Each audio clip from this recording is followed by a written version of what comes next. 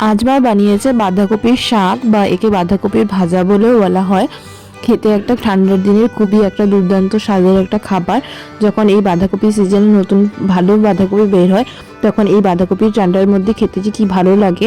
ভাত দিয়ে রুটি পরোটার সাথে সব কিছুর সাথে খাওয়া যায়, আর রুটি দিয়ে খেতে তো ভীষণই স্বাদ লাগে। চলো তোমাদের সাথে আজকে শেয়ার করি কিভাবে মা এই বাঁধাকপির শাকটাকে বানায়। প্রথমে এরকম ছোট ছোট কচি বাঁধাকপি নিয়ে নিয়েছে, বাঁধাকপি 2-3টাকে কেটে নিয়েছে এখানে একদম কুচি কুচি করে, সাথে নিয়েছে কিছু আলু আর সাথে নিয়েছে মটরশুঁটি।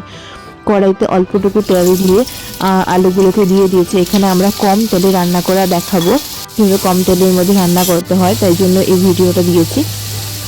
আলু ভাজাগুলোকে কম তেলে রান্না করব। আলু ভাজা তো এইভাবে হবে না, তাই সেদ্ধ হবে না, তাই মাকে আমি বলেছি যে এখানে জল দিতে। তেলের সাথে তেল আর জল মিশে গিয়ে আলু ভাজাটা করা হবে। যতক্ষণ জল থাকবে ততক্ষণের মধ্যে আলুটা সেদ্ধ হয়ে যাবে, আর তারপর শেষে যে তেলটা থাকবে সেই তেলের মধ্যে আলুগুলো হালকা হালকা হয়ে ভাজা হয়ে যাবে। এতে শরীরের জন্য কোনো ক্ষতি করবে না, ক্ষতিটা কমে যাবে।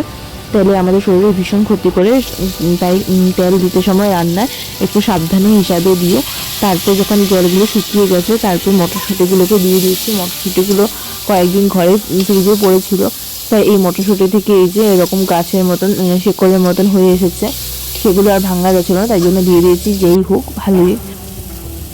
তারপর একটু ভাজা হতেই নামিয়ে নিয়েছি। নামিয়ে নিয়ে তারপর এর মধ্যে এই যে মশলাগুলো রেডি করা হয়েছে, হলুদ, নুন, মরিচের গুঁড়ো আর জিরে ধনের গুঁড়ো। তারপর প্রথমে তেলের মধ্যে কিছুটা মা তেল দিয়ে দিয়েছে, তেলের মধ্যে ফোড়ন দেওয়া হয়েছে। ফোড়ন দিয়ে তারপর এই মশলাগুলোকে মা দিয়ে দিয়েছে। মশলাগুলো দিয়ে জল দিয়ে দিয়েছে। জল দিয়ে ভালো করে মশলাগুলোকে কষানো হবে, নয়তো মশলার কাঁচা একটা গন্ধ ভাব রয়ে যায়।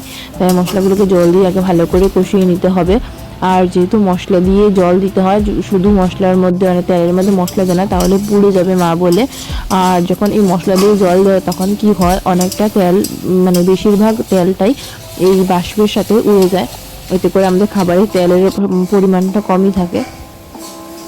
যখন মশলাগুলোকে জলটা শুকিয়ে যাওয়া পর্যন্ত অপেক্ষা করতে হবে। এই যে জলটা শুকিয়ে আসতেই তারপর এই বাঁধাকপিগুলোকে দিয়ে দিতে হবে। বাঁধাকপিগুলো দিয়ে মশলার সাথে ভালো করে মিশিয়ে নিতে হবে। ভালো করে মিশিয়ে নেওয়ার পর এরকমভাবে ঢেকে ঢেকে কতক্ষণ রান্না করতে হবে, একটুখানি জল দিয়ে দিয়ে। যদি একদমই কচি বাঁধাকপি হয়, একদম ফ্রেশ বাড়ির বা ক্ষেতের বাঁধাকপি হয়, তাহলে তো জল দেওয়ার বেশি প্রয়োজনই হয় না, অল্প জলেই হয়ে যায়। আর বাজারে এগুলো তো অনেক দিনের পুরনো থাকে, তাই বেশি জল দিতে হয়। একটু জল দিয়ে দিয়ে এরকম নাড়াচাড়া করে ঢেকে ঢেকে রান্না করতে হবে। তোমাদের ভিডিওগুলো ভালো লাগলে একটু লাইক করে দিয়ে জানিও প্লিজ। তোমরা অনেকেই দেখো কিন্তু লাইকের সংখ্যা একদমও থাকে না, কেন গো? ভিডিওগুলোকে বাজে হয় না কি হয় একটু জানাবে প্লিজ। লাইক নাই বা করো, কিন্তু কমেন্ট করে তো জানিও যে কী সমস্যা হয়েছে। তারপর বাঁধাকপিগুলো একটু নরম হয়ে আসতে মটরশুঁটি আর আলু ভাজাগুলোকে দিয়ে দিয়েছে। এরকমভাবে কতক্ষণ 10-15 মিনিট 20 মিনিট যাবৎ মাখামাখি করার পর, নাড়াচাড়া করার পর একদম নরম হয়ে যায় বাঁধাকপিগুলো। তারপর গরম মশলা দিয়ে বাস নামিয়ে নিলেই হয়ে যাবে আমাদের এই বাঁধাকপির ভাজা বা শাক। দেখো কড়াইতে একদম মশলাগুলো লেগে লেগে গেছে, আর বাঁধাকপিগুলো একদমই নরম পেস্টের মতন হয়ে গেছে। এটা ভাত দিয়ে বা রুটি দিয়ে খেতে খুবই স্বাদ লাগে। ভাত দিয়ে খেলে ডালের সাথে ভাত আর একটুখানি আচার খুবই দুর্দান্ত। আর রুটি বা পরোটা দিয়ে খেলে তো খুবই স্বাদ লাগে। আর হ্যাঁ, বিশেষ একটা টিপস বলে দিই, এই শাককে রুটির ভিতরে ঢুকে, মানে যেভাবে পরোটা বানানো হয় পরোটার ভিতরে ঢুকিয়ে দিলে বাঁধাকপির পরোটা হয়ে যায়। খেয়ে দেখো কোনো একদিন, ভীষণ স্বাদ হয়। আমি অনেক সময় খেয়েছি আগে। ভালো লাগলে লাইক করে সাবস্ক্রাইব করে দিয়ে পাশে থেকো।